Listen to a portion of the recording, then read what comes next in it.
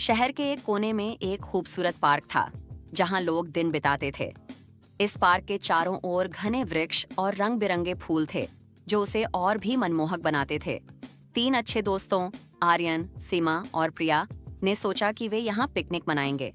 यह एक सुखद सुबह थी और सभी उत्साहित थे। आर्यन ने कहा, चलो पहले हम उस झील के पास चलते हैं। झील के किनारे बैठकर दोस्तों ने अपने खाने पीने का सामान निकलना शुरू किया। सब कुछ मजेदार चल रहा था। तभी प्रिया की नजर पार्क के एक कोने में खड़ी एक कार पर पड़ी। कार की खिड़की खुली थी और उसमें एक बैग रखा था। क्या यह सामान्य है? प्रिया ने सवाल किया। सभी ने बैग की ओर देखा। उन्होंने देखा कि बैग के पास कोई नहीं था। सीमा ने सुझाव दिया, हमें इसे जांचना चाहिए, शायद यह किसी का खोया हुआ बैग है। पर हमें इस बारे में सतर्क रहना चाहिए, आर्यन ने कहा। यह ठीक नहीं लग रहा। लेकिन सभी की जिज्ञासा बढ़ चुकी थी। कार के पास जाकर उन्होंने बैग को खोलने की कोशिश की, लेकिन सीमा ने कहा, नहीं, पहले हमें होटल में पूछना चाहिए, शायद किसी ने इसकी रिपोर्ट की हो। वे होटल की ओर बढ़े जो पार्क के ठीक पास था।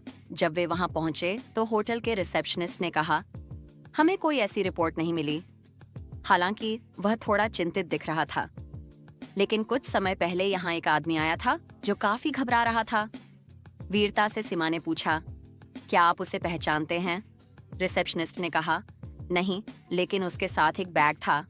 पार्क में वापस लौटते समय आर्यन ने कहा, हमें उस आदमी की खोज करने की कोशिश करनी चाहिए, यह बैग शायद उसी का है।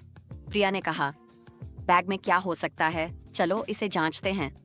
जब वे पार्क के उस क्षेत्र में पहुंचे जहां बैग रखा था तो उन्होंने ध्यान दिया कि बैग के पास अब और लोग थे।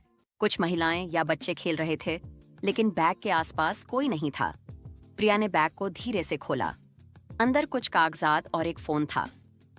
क्या हम इसे चेक कर सकते हैं? उसने कहा। आर्यन ने यह सोचकर फोन उठाया कि शायद उसमें किसी कोड या संदेश का कुछ सुराग हो।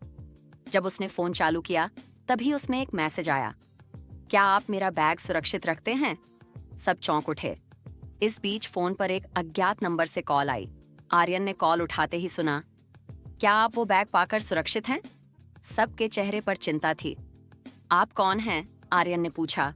उधर से घबराया हुआ आदमी बोला, मैंने वो बैग होटल में छोड़ा था। मेरे पास एक महत्वपूर्ण दस्तावेज है जिसे मुझे किसी से मिलकर लाना है। क्या आप यहाँ आ सकते हैं? आर्यन ने पूछा। मैं पार्क के नजदीक हूँ, आदमी ने जवाब दिया।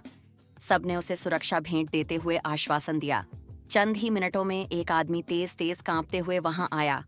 उसे देखकर सबने देखा कि वह वास्तव में अनौपचारिक स्थिति में था। मेरा बैग, उसने गहरी सांस लेते हुए कहा, आपने इसे पाना तो नहीं चाहा?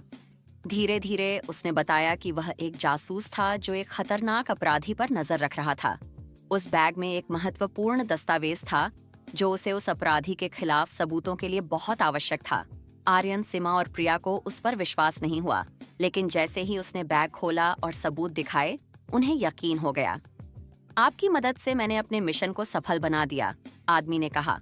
अगर आपने उस बैग में नहीं देखा होता तो मैं अपना काम नहीं कर पाता।